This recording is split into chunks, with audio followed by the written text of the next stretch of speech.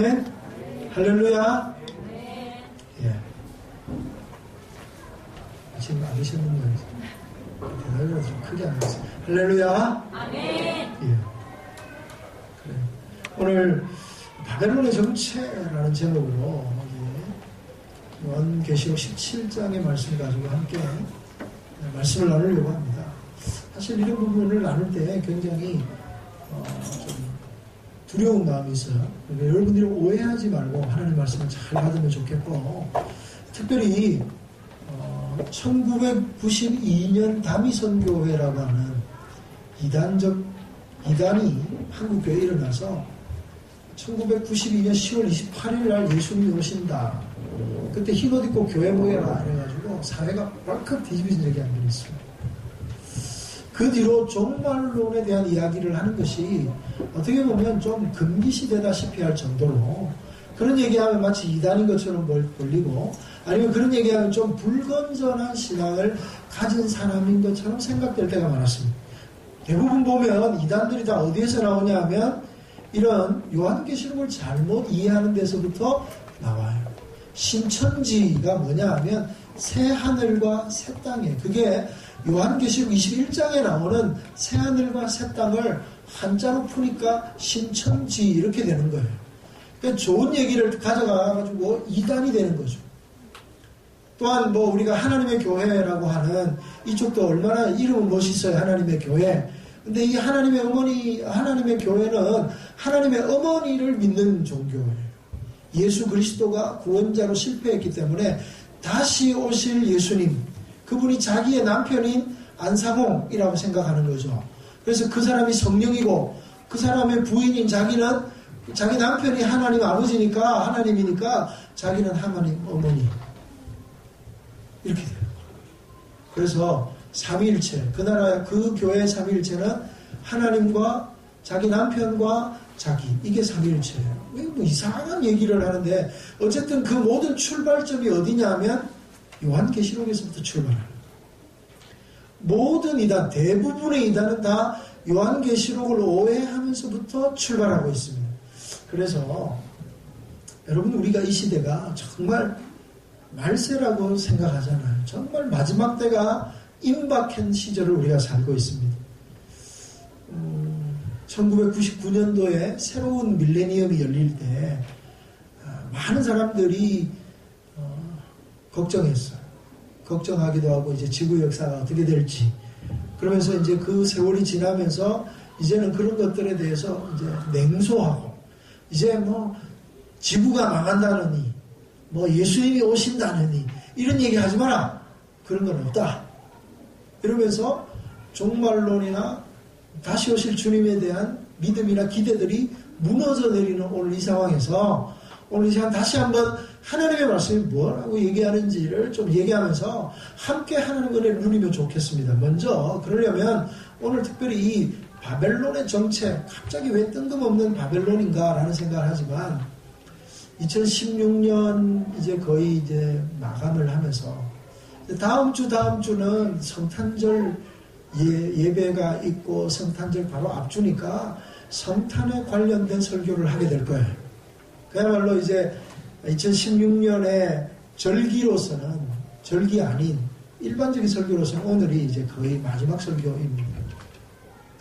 그러면서 한 해를 보내면서 또 새로운 한 해를 맞이하면서 우리가 어떤 마음을 가져야 할까 고민하다가 이 말씀을 함께 나누려고 합니다. 그러면 첫 번째로는요, 우리가 바벨론의 정체를 좀 한번 말씀을 통해서 추적해 가면 좋겠습니다. 이 바벨론이라고 하는 이 성은 어디에서 나오냐면 성 어거스틴이 하나님의 도성이라는 책을 썼어요. 이 책에 보면 하나님의 도성이라는 것은 예루살렘을 말하는 거고요. 예루살렘은 하나님을 섬기고 하나님의 평화가 있는, 하나님께 예배하는 도성이 바로 예루살렘이죠. 그런데 그게 반대되는 개념으로서의 바벨론. 이 바벨론은 어디에서부터 나오냐면 창세기 10장에 신할 평지의 니무롯이 바벨탑을 쌓으면서 바벨론이라고 하는, 바벨이라고 하는 도시를 만듭니다. 그러면서 고대의 강력한 국가를 만들거든요. 노아 홍수 이후에 노아의 아들인 함의 아들인 구스의 아들이 니므롯이라고 하는 사람입니다. 그러니까 함의 손자가 바로 니므롯이라는 사람입니다. 이 니므롯이 신한 평지에 바벨탑을 왜 쌓느냐 하면 바벨탑을 쌓으면서 우리가 이 탑을 쌓아서 천하 만민 가운데 이름을 내고 우리가 흩어짐을 면하자, 이런 표현이 나와요. 이게 무슨 뜻이냐 하면 노아 홍수를 통해서 사람들이 다 멸절당했잖아요. 그때 죽는 것을 보고 안 죽는 방법은 뭐냐 하면 이제 높은 곳에 피하면 죽지 않겠구나. 그래서 탑을 쌓고 대를 쌓아서 높은 곳으로 올라가면 우리가 하나님이 징계를 해도 우리가 죽지 않겠구나. 그러면서 하나님에 대항하는 도시를 만드는 거예요. 그게 바로 바벨이고 그게 바로 바벨론이라는 거예요. 이 창세기 10장에서부터 나오는 이야기라는 것입니다. 바벨론이, 그래 오늘 이 바벨론이, 그러면 창세기 10장에 있는 그 바벨론이 오늘 우리에게 뭐라고 말씀하시냐면, 자, 9절 말씀이죠.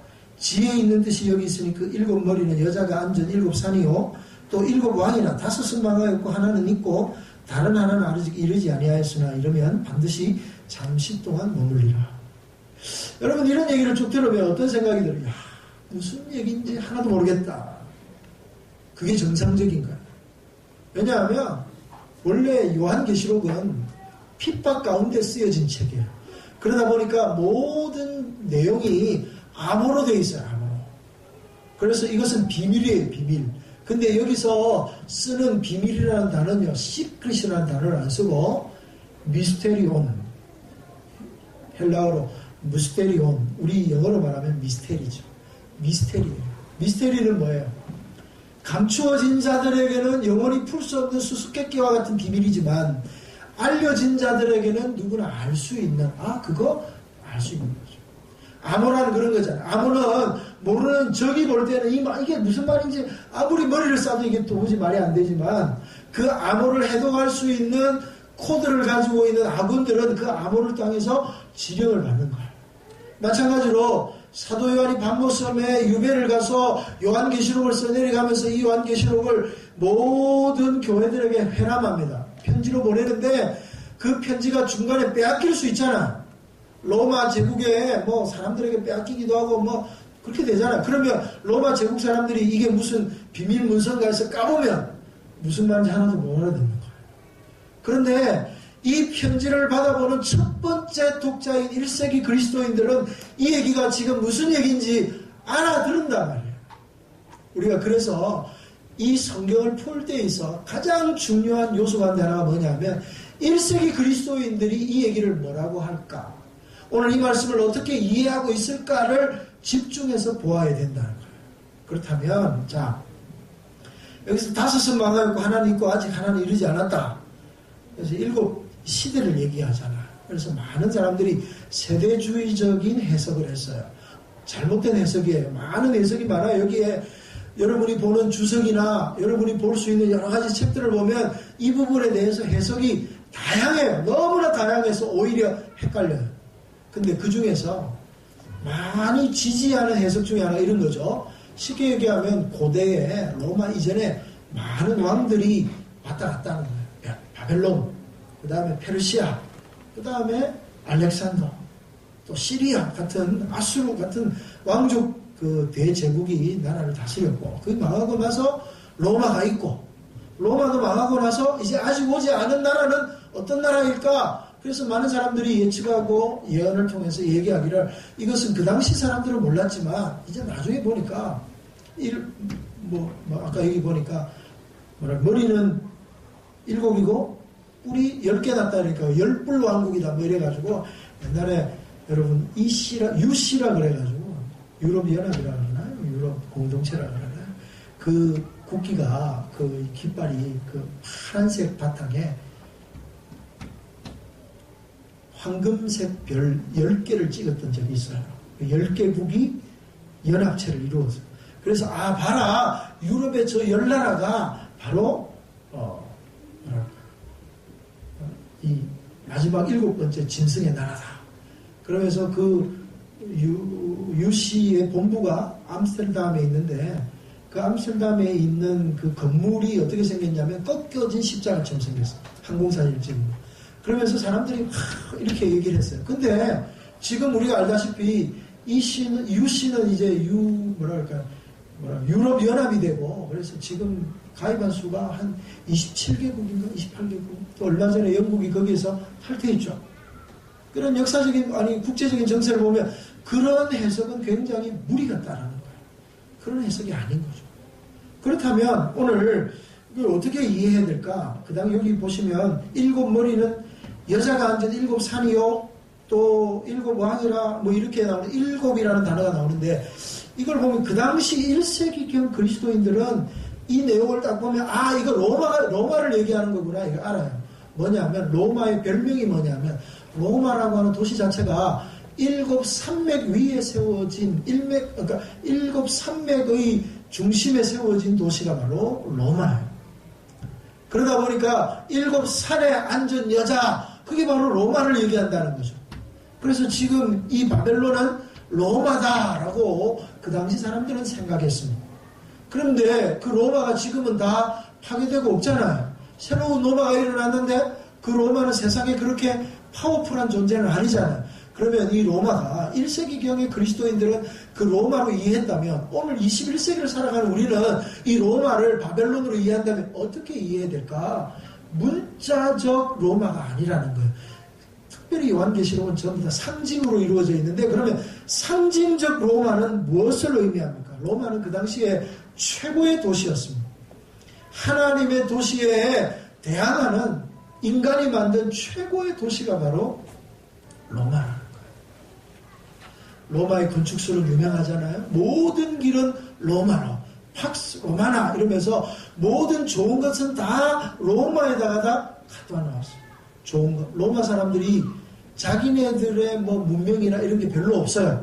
그러다 보니까 싸움만 잘했어. 싸움 잘해가지고 그리스에 가서는 그리스 철학을 가져다가 로마 철학으로 페인팅을 하는 거예요. 그래서 그리스 신화에 나오는 제우스 신이 로마에 오면 주피터 신이 돼요. 이름만 바꿔가지고 그냥 그대로 쓰는 거예요. 그리고 다른 나라에 있는 법을 가져다가 로마의 성문법으로 만들어버려요. 또한 다른 사람들이 좋아하는 음악이나 건축이나 무역이나 경제나 그 당시에 세계를 정복한 로마가 그 나라마다 있는 것들을 다 가져다가 로마에다 심어 놓습니다. 그야말로 로마에는 가장 좋은 것들, 최고의 것들만 모아놓은 최고의 도시가 바로 로마라는 것이죠. 그렇다면 그게 바벨론을 의미한다면 정말 바벨론의 실체는 뭘까요? 여러분 오늘 이 바벨론의 실체를 우리가 좀 더 접근하려면 이 바벨론에 대해서 설명하고 있는 내용들을 우리가 쭉 보면 알 수 있어요. 바벨론에 대해서 설명하고 있는 내용이 이 바벨론은 큰 음녀다, 여자다 이렇게 얘기합니다. 그런데 이 여자가 4절에 그 여자는 붉은빛과 자줏빛과 붉은빛 옷을 입고 금과 보석과 진주로 꾸미고 손에 금잔을 가졌는데 가증한 물건과 그의 음행에 더러운 것들이 가득하다. 그 이마에 이름이 기록되었으니 비밀이라 큰 바벨론이라 이렇게. 그 여자 보니까 바벨론. 그것을 그림을 그렸더니 이렇게 돼요. 여기 이제 요한계시록에 나와 있는 대로 그냥 그대로 그렸더니 이 그림이 되는 거예요. 아주 흉측하죠. 그런데 더 재밌는 표현은요. 17장 6절의 말씀이에요. 17장 6절에 보면 이런 말씀이 나오죠. 또 내가 보매 이 여자가 성도들의 피와 예수의 증인들의 피에 취한지라. 내가 그 여자를 보고 놀랍게 여기고 크게 놀랍게 여기니. 이 여자가 이렇게 막 앉아가지고 그 잔을 들고 있는데 그 잔에 포도주, 그 포도주는 포도주가 아니라 성도의 피라고 말하고 있습니다. 더 나아가서 이 여자를 보면서 놀랍게 여기고 크게 놀랍게 여겼다.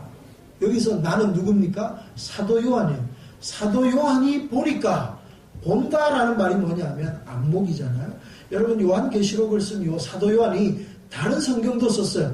요한 1, 2, 3, 4, 요한복음, 요한계시록 이렇게 5권을 사도 요한이 썼거든요. 그럼 사도 요한이 쓴 성경은 어떻게 보면 일맥 연결이 되겠죠. 그래서 여러분 한번 찾아보세요. 요한 1서 2장 16절 말씀. 요한 1서 2장 16절 말씀 보면 이런 말씀이 있어요. 찾으셨나요? 제가 읽어드릴게요.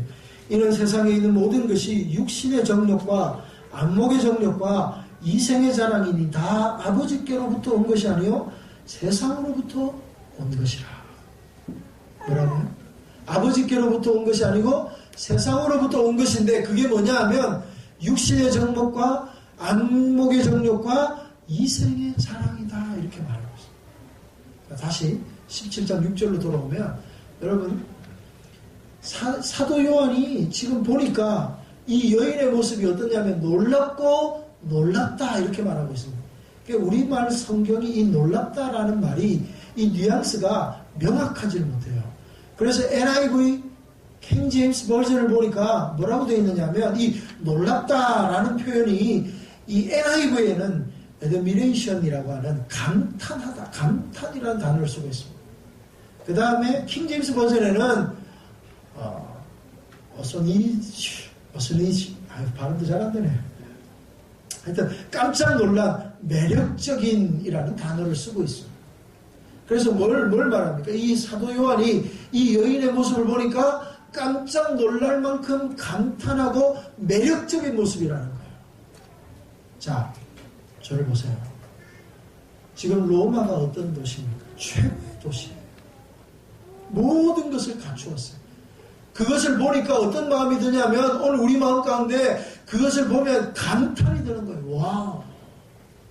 그것을 보면 우리의 마음이 솜두리째 빼앗길 만큼 매력적인 거예요.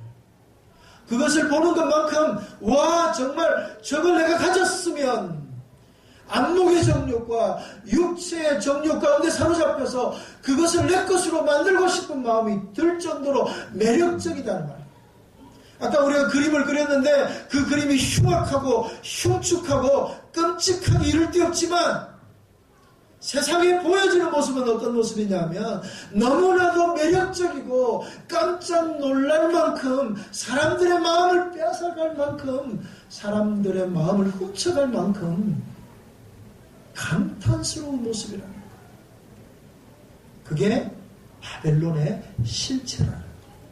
여러분 오늘 이 세상을 한번 보세요. 이 세상이 얼마나 발전하고 있고 이 세상이 얼마나 대단해지고 있는지 보시길 바랍니다. 이 세상을 보면 굉장히 매력적이지 않아요?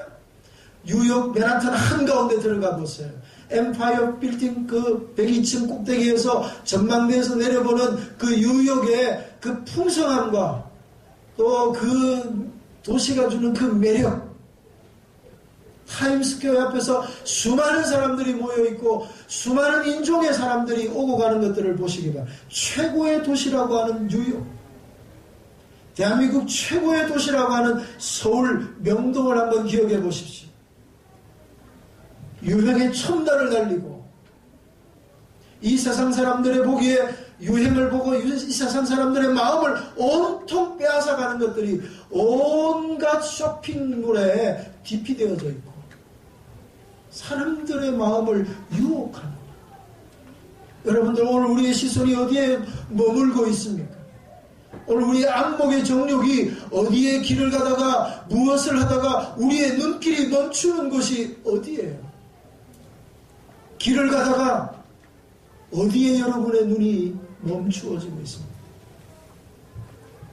멋진 슈퍼 스포츠카가 싹 지나가면 지나가는 사람 열이면 열, 백이면 백 다 쳐다봐요. 저거 뭐야? 마음 가운데 그것을 보는 순간 어떤 마음이 들어요? 도대체 누가 저런 차를 타? 나도 저런 차 하나 가져봤으면. 센텀시티에 전 세계에서 가장 큰 백화점이 부산 해운대에 있습니다. 거기 가면 얼마나 휘황찬란한 것들이 있어요. 여러분의 시선을 유혹하는 게 무엇이에요? 길을 가다가 그 앞에 서서는 넋을 놓고 그것 보면서 시간 가는 줄 모르는 그것은 무엇이에요? 백인가? 밍크 코트인가요? 그것이 무엇이 되었든 간에 우리의 마음을 송두리째 빼앗아가고, 그것이 무엇이든 간에 우리의 마음을 다 도둑질해가서 내가 저것을 가져야 성공하고, 내가 저것을 둘러야 내가 행복하고, 내가 저것을 가져야 내 인생이 우울한 인생이 아니라 내 인생 괜찮은 인생이라고 사람들이, 아니 그런 것들이 내 귀에 내 마음에 속삭이는데 거기에 사로잡혀서 그것을 바라보면서 그러지 못한 내 모습을 보면서 내가 왜 사는 거야? 그리고 옆에 있는 남편을 쳐다보면 기분이 확 나빠지고, 내가 저 인간 때문에 이렇게 고생하는 거야. 여러분 그러나요?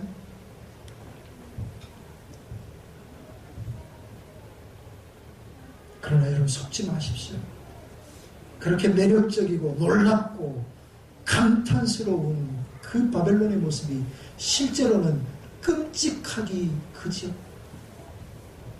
그 바벨론이 겉으로 보여지는 모습은 굉장히 우리의 마음을 살만한, 굉장히 굉장히 우리의 마음을 빼앗아갈 만큼 엄청난 것처럼 보이지만 실제로는 끔찍하기 그죠.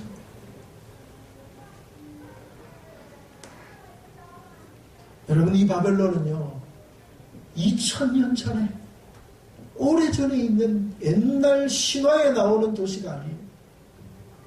오늘 이 시대를 살아가는 우리 가운데 있는, 여러분 가정에 있고요, 여러분 직장에 있고요, 여러분이 만나는 모든 일들 가운데 있고요, 여러분이 보는 인터넷 가운데 있고요, 우리가 보는 잡지 가운데, 그런 세상이 끊임없이 무궁무진하게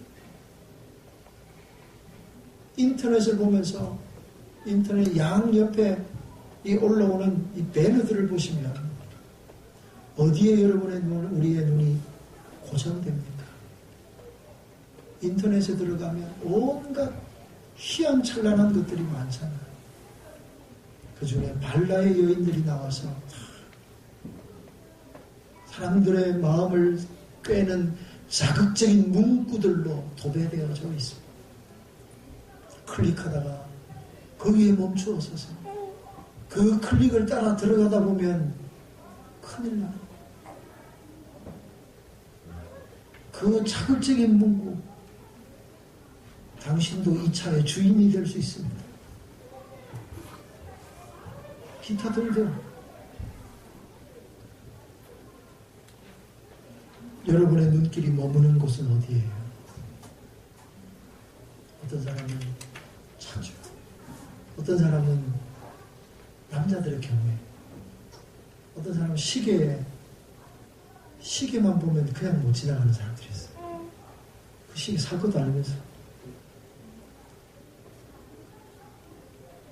시계 3만원짜리 좋은 거 많던데, 제가 한 번씩 그 면세점에 가면 이렇게 시계방에 왜 그래 많은지 모르겠어요. 그리고 간혹 가다가 한번 또 봤어요. 그 금액이 어떤가를 또, 그러니까 이게 우리는 상상이 안 되는 동그라미가 붙어 있더라고요. 이게 달러인가, 이게 원인가 달러인가 헷갈리는 거예요. 60만 이렇게 돼 있는데 이게 원인 줄 알아서 60만 원이면 괜찮네요. 근데 보니까 달러더라고요. 60만.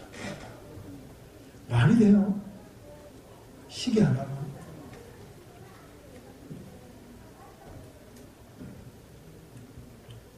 명품?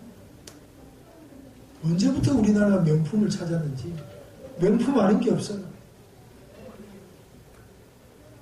이 안목의 정욕에 사로잡혀서 우리를 꿰어서 우리를 하여금 세상으로부터 온 것에 마음을 두게 하는 이 모든 것들이 다 바벨론이라.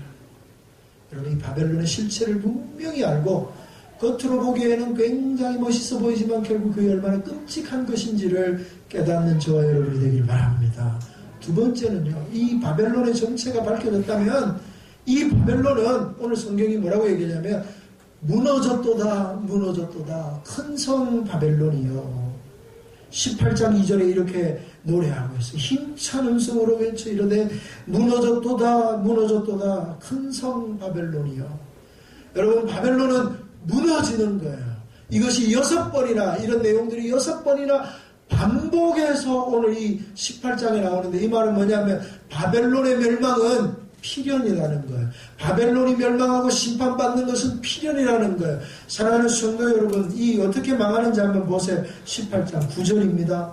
그와 함께 음행하고 사치하던 땅들의 왕이 그가 불타는 연기를 보고 위하여 울고 가슴을 치며, 보세요, 사치하던 것들이 전소되어지고 애통하는 거예요.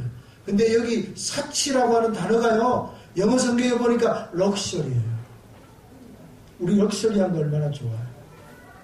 근데 우리가 생각할 때 럭셔리는 우아한 거라고 생각했는데, 오늘 우리 성경은 분명히 사치라고 번역하고 있어요. 아주 탁월한 번역이라고 했어요. 럭셔리 안에 사치라는 뜻도 있어요. 사치. 내 생각을 뛰어넘고 오늘 우리가 별 필요 없는, 필요한 정도의 옷이나 오늘 생활 필수품 외의 것들은 다 사치. 근데 이 사치품들이 다 불타 없어져서 그것을 보며 울다, 애통한다, 이렇게 얘기하고 있어요. 11절 말씀, 땅의 상인들이 그를 위하여 울고 애통하는 것은 다시 그들의 상품을 사는 자가 없습니다. 매매가 끊어지죠. 매매가 끊어지면 어떻게 돼요? 파산하죠. 상인들이, 이 땅의 상인들이 다 망하는 거예요. 바벨론의 상인들이 다 망하고 마는 것입니다. 14절 보세요. 바벨론아, 내 영혼이 탐하던 과일이 내게서 떠났으며 맛있는 것들과 빛난 것들이 다 없어졌으니 사람들이 결코 이것을 다시 보지 못하리로다. 여기서 내 영혼이 탐하던 과일, 그게 뭘까요? 보암직도 하고 먹음직도 하고 지혜롭게 할 만큼 탐스러웠던 것, 그것을 물음으로 눈이 밝아져 하나님과 같이 되고, 그것 때문에 인간이 하나님 앞에 범죄하여서 에덴에서 쫓겨났어요. 이 과일이 뭡니까? 좀 더 정확하게 얘기하면 뭐 선악을 알게 하는 나무다, 이건 아니고요. 이 나무는 좀 더 정확하게 얘기하면 쾌락을 말하는, 빛나는 것과 맛있는 것, 그야말로 오늘 사람들이 누리는 기쁨, 사람들이 경험하는 쾌락들. 요즘 TV를 한번 보세요. 틀면 먹는 얘기밖에 안 나요. 틀면 뭐 어디 가가 노는 장면밖에 안 나요. 약 올리는 장면. 그게 뭐예요? 대리만족하는 거. 저거 먹고 싶어. 나 저기 가고 싶어. 그런데 그런 쾌락들이 다 뭐라고요? 무의미해져서 이제는 결코 그런 것들을 누리지 못하게 될 거라고 말하고 있는 것입니다. 세상이 다 멸망하고 음악, 등불, 결혼하는 것까지도 다 사망에 이르르고 말 것이라고 22절, 23절에 이야기하고 있습니다. 또 검은 굿 하는 자와 풍류하는 자와 퉁소 부는 자와 나팔 부는 자들의 소리가 결코 다시 내 안에 들리지 아니하고, 어떠한 세공업자든지 결코 다시 내 안에서 보이지 아니하고, 또 맷돌 소리가 결코 다시 내 안에 들리지 아니하고, 등불 빛이 결코 다시 내 안에 비치지 아니하고, 신랑과 신부의 음성이 결코 다시 내 안에서 들리지 아니하리로다. 아무리 멋있고 아무리 우리의 시선을 빼앗을 만큼 매력적인 바벨론, 한마디로 말하면 그 바벨론은 겉으로 보이는 것이고 속지 말고, 그 실상은 끔찍하기 이를 데 없고, 결국 그 바벨론의 결론은 뭐냐? 멸망이라는 거예요.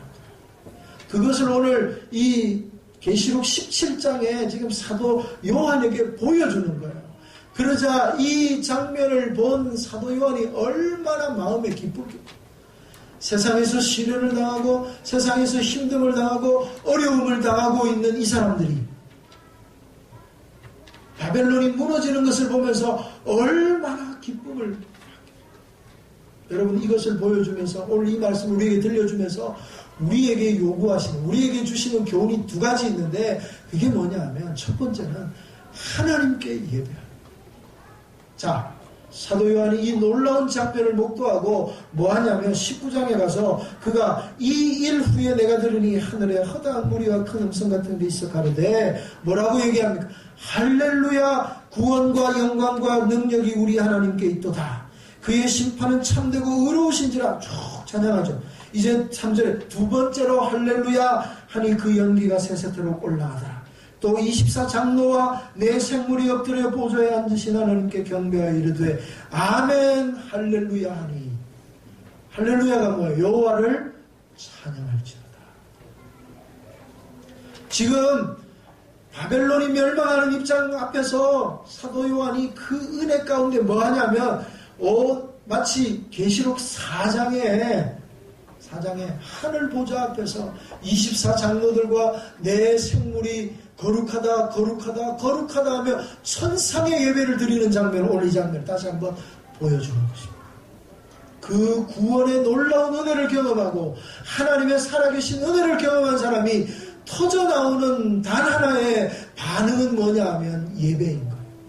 사랑하는 성도 여러분, 우리 구원받은 성도들이 하나님 앞에 올려드릴 수 있는 최고의 헌신은 예배인 줄로 믿습니다. 우리가 하나님 앞에 할 수 있는 최고의 하나님 앞에 드려지는 것은 예배인 거예요. 한마디로 말하면 하나님께서 나를 지키시고 보호하시고 인도하시고 믿음으로 사는 자들에게 참된 승리를 주시는 것들을 바라보면서 오늘 요한이 하나님 앞에 전심으로 예배하는 거죠.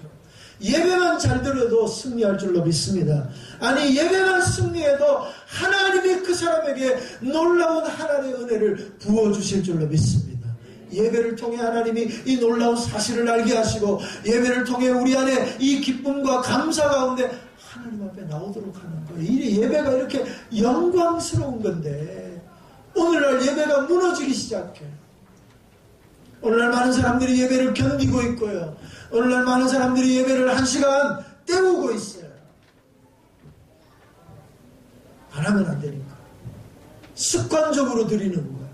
아니, 어떻게 우리가 예배를 그렇게 드릴 수 있어요? 하나님의 이 놀라우신 장면을 목도하고 하나님의 영광을 경험하고 하나님의 구원받은 백성들이 하나님 앞에 나와서 마음을 다하고 뜻을 다하고 목숨을 다해 예 주님, 내가 주님 앞에 있습니다. 내 찬양을 받으시옵소서. 내 경배를 받으시옵소서. 그렇게 예배 드려야죠. 그런데 결혼식 있으면 예배 빠지고 친구들하고 등산 약속 있으면 예배 빠지고 예배가 그렇게 보잘것없는 건가요? 사랑하는 성도 여러분, 예배를 목숨같이 여기시는 저와 여러분이 되기를 주의 이름으로 축원합니다. 그냥 1시간 와서 예배 앉아있다고 해서 나는 예배 드렸어 라고 얘기하지 마세요. 예배를 통해 하나님의 은혜를 경험하고 하나님의 영광을 경험하고 하나님을 노래하고 하나님을 경배하지 못했다면 그건 참다운 예배가 아니에요. 오늘 우리 가운데 살아계셔서 우리 가운데 좌정하셔서 우리의 찬양을, 우리의 경배를 받으시기 합당하신 하나님께 존귀와 영광과 모든 것들이 세세무궁토록 하나님께 있기를 바랍니다. 그 마음으로 예배합니다. 오늘 이 시간 하나님 앞에 전심으로 예배하는 저와 여러분이 되기를 바랍니다. 두 번째는요, 바벨론에서 나와라. 18장 4절인데요.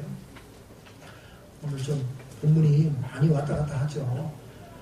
18장 4절에 이런 말씀이 있죠. 또 내가 들으니 하늘로부터 다른 음성이 나서 이르되 내 백성아 거기서 나와 그의 죄에 참여하지 말고 그가 받을 재앙들을 받지 말라. 바벨론은 멸망할 거니까 바벨론에서 나오라고 말씀합니다. 바벨론은 결국에는 끔찍한 멸망의 길로 갈 거니까 거기 있지 말고 나오라는 거예요. 이게 무슨 말일까요? 오늘 우리가 사는 땅이 어떤 땅이에요? 여러분, 우리가 사는 땅인데 하나님의 나라인가요? 우리가 사는 땅은 어디예요? 바벨론이에요. 우리가 살아가는 곳은 세상이라.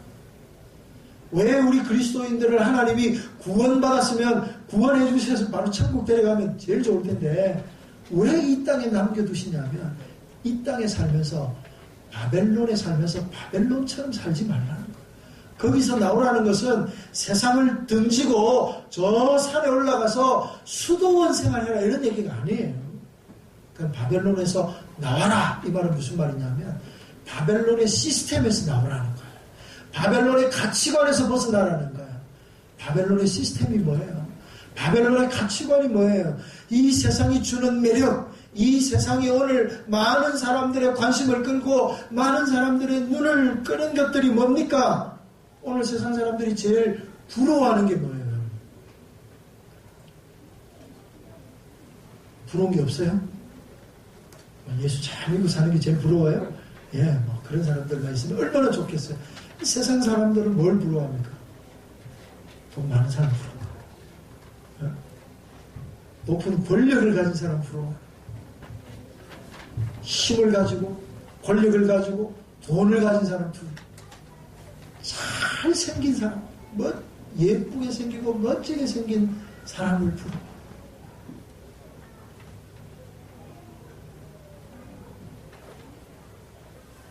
그게 바로 세상의 바벨론의 시스템이라. 바벨론의 가치관이야. 그럼 오늘 저와 여러분의 삶의 가치관을 어디에 두고 살아야 됩니까? 오늘 우리가 세상 사람들처럼 세상에서 부와 명예를 한 손에 쥐고 세상의 모든 것들을 다 가진 사람이 되기를 원하세요?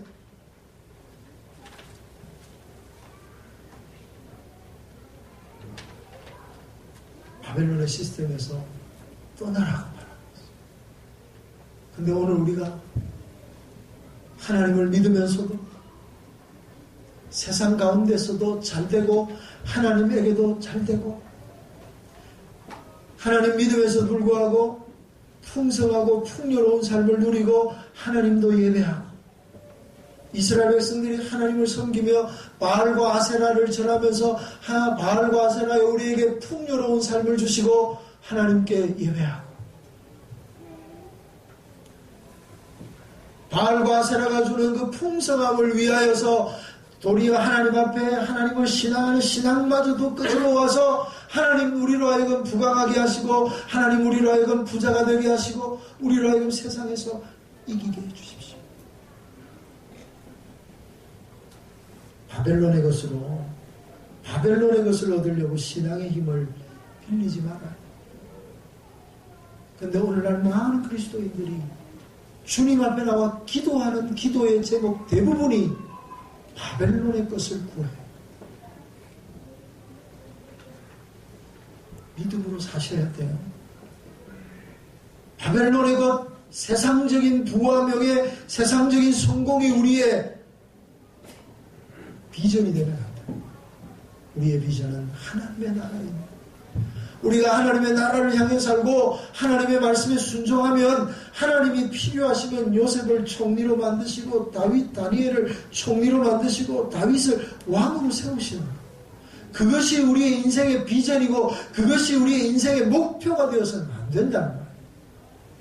하나님이 이 모양 저 모양으로 필요한 대로 채우시고 입히실 것에 대해 기대하는 건 괜찮지만 그것이 우리의 목표가 되고 그것이 우리의 전부가 되면 우리가 바벨론을 숭배하는 것밖에 못 되겠어요. 하나님을 예배하는 자리에 멸망에 가증한 것들을 세워두고 만몬을 섬기는 거예요. 하나님은 여호와 하나님을 이름은 부르지만 실제로는 만몬을 숭배하고 돈을 숭배하고 황금을 기대한 적은 없습니까? 그러니 그 나라를 바라보며 오늘을 살게 하신 하나님을 바라보면서 사셔야 돼요. 그 나라가 어떤 나라입니까? 장차 임할 하나님의 나라. 보라 내가 보니 새하늘과 새 땅이 열리고 새 예루살렘이 이곳에 임할 텐데 그 나라를 바라봐. 이렇게 얘기하면 어떤 사람은 그런 얘기를 그 나라는 언제 올지 모르고 그 나라는 우리와는 전혀 상관없는 나라인데 오늘 지금에 충실해야 되지 않을까요? 여러분 C.S. 루이스가 우리에게 들려주는 말을 들어보시길 바랍니다. C.S. 루이스가 이런 얘기를 합니다.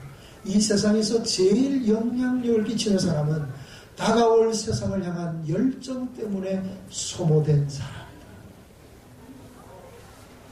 다가올 세상 뭐예요?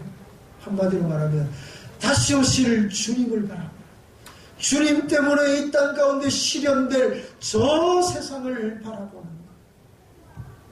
손양원 목사, 우리나라로 얘기하면 손양원 목사님 같은, 주기철 목사님 같은, 신사참배하면 지금 당신을 높여주고 당신에게 가장 부와 명예를 내가 안겨줄게. 조선 기독교에서 가장 존경받는 목사로 만들어줄 테니까 신사참배해라. 그럴 수 없습니다. 망치로 맞아서 손발이 다 뭉개어지고 손톱 밑으로 그 긴 바늘을 쑤셔 넣으면 모든 뼈마디를 그야말로 잘긋잘긋 씹어놓고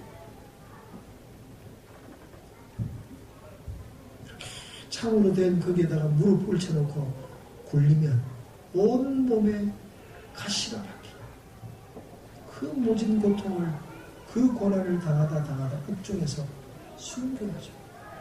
무엇 때문에 그럴 수 있어요?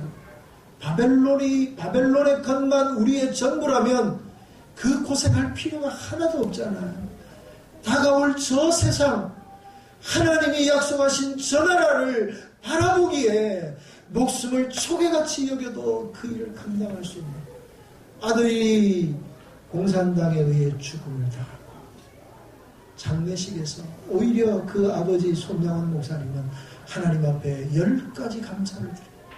아들이 쇠코정이에 그야말로 죽임을 당한 그 참혹한 죽음 앞에서 세상에 어떤 나비가 하나님 앞에 10가지 감사를 드릴 수 있어요. 이 세상이 우리의 전부라면 절대로 할 수 없잖아요. 오직 저 영원한 하나님의 나라, 다가올 그 나라가 열릴 때 우리의 믿음이 확증되어지고 우리의 믿음이 증거되어지는 그것을 볼 때 오히려 하나님 앞에 감사할 수 있는 거예요.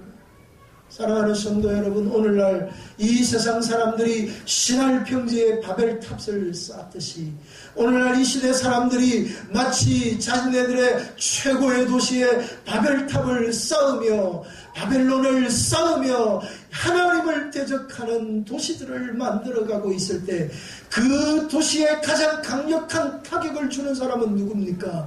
바로 그 바벨론의 메시지, 바벨론의 시스템을 거부하고 바벨론이 전부가 아니고 바벨론은 결국에는 망하고 말 것이고 그때에는 저 영원한 하나님의 나라가 이 땅에 임할 것을 믿는 믿음의 사람들이 이 세상에, 이 세상 그 허탄한 것을 쫓는 사람들에게 타격을 주고 그게 진짜가 아니야, 진짜는 바로 이거야. 사도 바울, 사도 요한이 오늘 우리에게 이 얘기를 들려줘요. 사랑하는 성도 여러분, 오늘날 많은 성도들이 믿음을 가졌어요. 그러나 마치 그 옛날 유대인들처럼 풍요를 쫓고 세상에서의 행복을 쫓고 현세적 복만을 쫓는다면 멸망에 가증한 것을 성전에 세운 행위와 하나도 다를 바가 없을 것입니다. 이제 그런 삶을 돌이키고 그런 삶을 거부하고 하나님이 우리에게 약속하시는 땅, 하나님이 우리에게 보여주시는 그 땅을 향해, 그 나라를 향해 믿음으로 살기로 결단하는 우리 성도들이 되시기를 주의 이름으로 축원합니다. 아멘. 세상 흔들리고